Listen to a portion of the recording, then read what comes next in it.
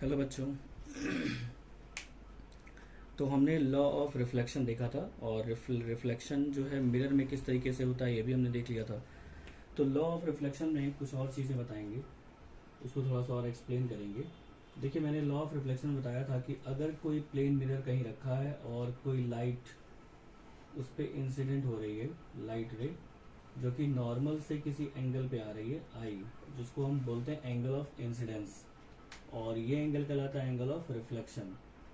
तो यहाँ पे एक टर्म आता है मीडियम। इस मीडियम को हम आज एक्सप्लेन करेंगे कि मीडियम क्या चीज़ होता है। मीडियम का मतलब वो स्पेस होता है या फिर वो एरिया होता है जहाँ से लाइट ट्रेवल करती है।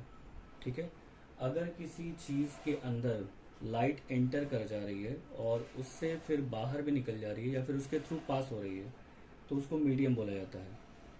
किसी भी चीज़ को जिसके अंदर से लाइट ट्रेवल कर सकती है वो मीडियम कहलाएगा।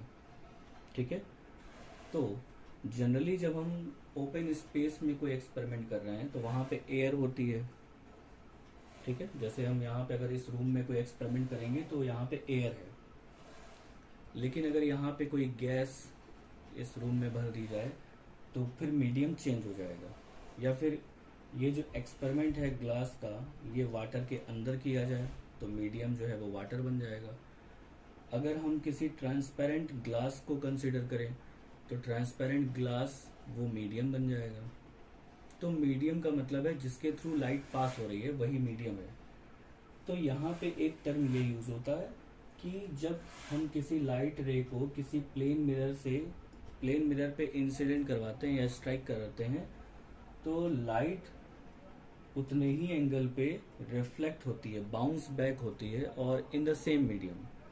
तो इन द सेम मीडियम का मतलब यही है कि अगर यहाँ पे जो मीडियम था उसी मीडियम में ये वापस जाएगी, मतलब किसी और मीडियम में नहीं जाएगी।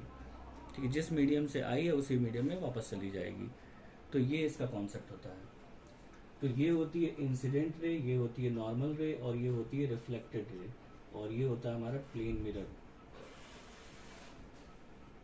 दूसरा रूल, पहला रूल तो ये कहता है कि एंगल ऑफ इंसिडेंस और एंगल ऑफ रिफ्लेक्शन बराबर होना चाहिए। दूसरा रूल ये कहता है कि जो हमारा इंसिडेंट रे है, जो नॉर्मल है, और जो रिफ्लेक्टेड रे है वो सेम प्लेन में होना चाहिए। तो सेम प्लेन में होने का मतलब ये है कि अगर लाइट रे ऐसे आ रही है तो रिफ्लेक्शन के बाद ऐसे जानी चाहिए, ना कि ऐसे। मतलब ये अपने एंगल को चेंज नहीं करेगा प्लेन के अकॉर्डिंग, मतलब प्लेन के रिस्पेक्ट में ये ना तो अंदर जाएगा या तो बाहर आ जाएगा, ना ही अंदर जाएगा ना ही बाहर आएगा, वो सीधा जैसा प्लेन में चल रहा है वैसा जाएगा। ये होता है। समझ में आ गई बात। अब हम यहाँ पे जो रिफ्लेक्शन हमें मेनली पढ़ना है वो हम देखेंगे। तो हमें जो रिफ्लेक्शन पढ़ना है वो प्लेन मिरर में नहीं पढ़ना है, हमें रिफ्लेक्शन पढ़ना है स्फेरिकल मिरर में। तो स्फेरिकल मिरर्स क्या होते हैं ये हम समझेंगे। स्फेरिकल मिरर्स, तो स्फेरिकल मिरर्स को पढ़ने के लिए हम सबसे पहले ये देखेंगे स्फेरिकल मिरर बनता कैसे है। तो हमारे पास एक स्फेरिकल बॉल होती है। ठीक है, इस स्फेरिकल बॉल को यहाँ से और यहाँ से किनारे से कट कर लिया। तो जब कट करेंगे तो इसका एक पार्ट ऐसा निकलेगा और एक पार्ट ऐसा निकलेगा। ठीक है, जब हमने इसको इस साइड में सिल्वर कलर की पॉलिश कर दिया तो ये मिरर बन जाएगा। लेकिन कौन सा मिरर बनेगा? तो जब ये जो बल्जिंग वाला पार्ट है, ये क्या है? बल्जिंग। बल्जिंग का मतलब उभरा हुआ, बाहर की तरफ निकला हुआ। तो बल्जिंग एरिया जो है वो बाहर की तरफ होता है। ठीक है, आउटवर्ड। बल्जिंग एरिया जो है वो इस तरफ होता है, या फिर ये कहें कि बल्जिंग एरिया जो है वो रिफ्लेक्शन के लिए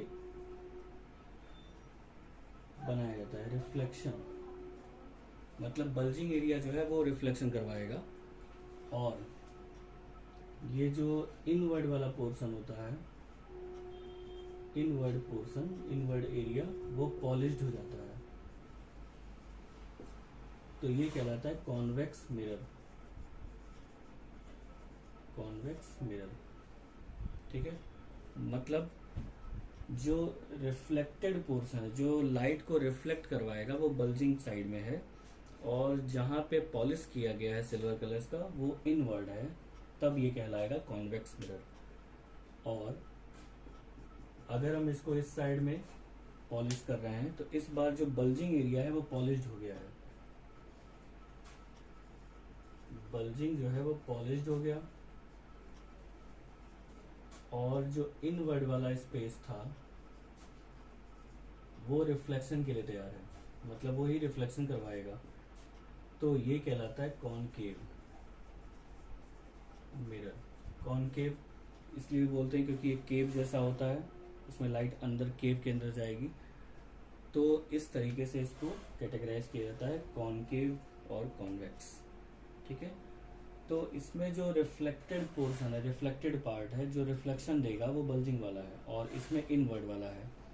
इसमें जो पॉलिश्ड वाला है वो इनवर्ड वाला है, अंदर वाला, और इसमें बल्जिंग वाला पॉलिश्ड है। इस तरीके से हम इसको लर्न कर सकते हैं। उसके बाद इसमें कुछ टर्म्स आते हैं, तो टर्म्स को एक एक करके मैं एक्सप्लेन करूंगा, आप लोग अच्छे से समझ लीजिए उसको, क्योंकि वो टर्म्स बार बार यूज होंगे। तो हमने देखा कि किसी स्फेयर से कट करके हमने निकाला, तो जिस स्फेयर से कट करके निकाला उसका कोई ना कोई सेंटर होगा, और उस स्फेयर का कोई ना कोई रेडियस भी होगा, तो उस सेंटर को C और उस रेडियस को R से डिनोट किया जाता है। अब हम अपने मिरर पे आते हैं। मान लीजिए ये जो मिरर यहाँ से कट करके निकाला गया वो ये बन गया, तो इस मिरर में सबसे पहले एक हॉरिजॉन्टल लाइन होती है। ये जो हॉरिजॉन्टल लाइन होती है वो मिरर को दो पार्ट्स में डिवाइड करती है, तो ये कहलाती है प्रिंसिपल एक्सिस, प्रिंसिपल एक्सिस।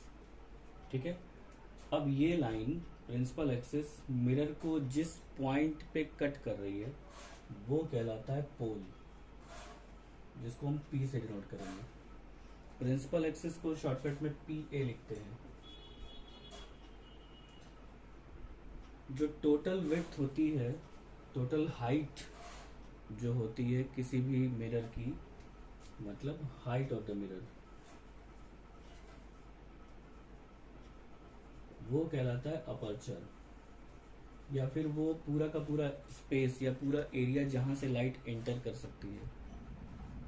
ऐसा एरिया जिस पे लाइट स्ट्राइक कर सकती है वो उसका अपर्चर कहलाता है। अपर्चर का मतलब है कि हाइट ऑफ द मिरर या पूरा एरिया। ठीक है, उसके बाद हम देखते हैं यहाँ पे कि सेंटर ऑफ कर्वेचर क्या होगा। तो जिस स्फेयर से कट करके निकाला गया है इसको, उसका जो भी सेंटर होगा वही इसका सेंटर ऑफ कर्वेचर होगा। तो इसका सेंटर यहाँ कहीं मान लीजिए आएगा, तो ये हो गया इसका सेंटर ऑफ कर्वेचर। ठीक है, सेंटर ऑफ कर्वेचर। तो देखिए सबसे पहले हमने देखा प्रिंसिपल, एक एक करके मैं लिखता जा रहा हूँ, प्रिंसिपल एक्सिस, जिसको PA से डिनोट कर रहे हैं। दूसरा हमने देखा पोल, जो कि प्रिंसिपल एक्सिस और मिरर के बीच का इंटरसेक्शन है, उसको P से डिनोट करते हैं। तीसरा हमने देखा अपर्चर, ठीक है, अपर्चर मतलब विड्थ। उसके बाद हमने देखा centre of curvature, centre of curvature, जिसको हम कैपिटल C से डिनोट करेंगे। फिर उसके बाद हम आते हैं 5, सेंटर ऑफ कर्वेचर का जो पोल से डिस्टेंस होता है वो कहलाता है रेडियस ऑफ कर्वेचर। तो रेडियस ऑफ कर्वेचर हो गया, जिसको कैपिटल R से डिनोट करेंगे, और ये जो है ये CP के बराबर होगा। ठीक है, अब उसके बाद इसमें एक और चीज आती है फोकल लेंथ या फिर फोकस। तो फोकस जो होता है जनरली C और P के बीच में होता है, मिडिल में होता है बिल्कुल, लेकिन वो हम प्रूव करेंगे कैसे होता है। तो फिलहाल आप इतना जानिए कि यहाँ पे एक पॉइंट होता है फोकस। फोकस वो पॉइंट होता है जो रिफ्लेक्शन के बाद सारी लाइट को एक जगह मिलाता है। मतलब रिफ्लेक्शन जब भी होगा मिरर के थ्रू तो सारी लाइट फोकस पे ही आके मिलेगी, या फिर अगर फोकस से लाइट निकलेगी तो सारी लाइट रिफ्लेक्शन के बाद पैरेलल हो जाएगी। ठीक है, तो मतलब ये है कि रिफ्लेक्शन जब भी होता है तो फोकस से जरूर पास होती है लाइट। तो फोकस होता है, फोकस एफ से डिनोट होता है। अब इस फोकस और पोल के बीच की डिस्टेंस जो एफ पी होगी वो कहलाएगी फोकल लेंथ। फोकल लेंथ को हम लोग स्मॉल एफ से डिनोट करते हैं। ठीक है, तो ये सारी चीज़ें थी, ये सब इम्पोर्टेंट टर्म्स थे, इनको पढ़ लीजिएगा। नेक्स्ट क्लास में हम इसमें आगे कंटिन्यू करेंगे। Okay, thank you.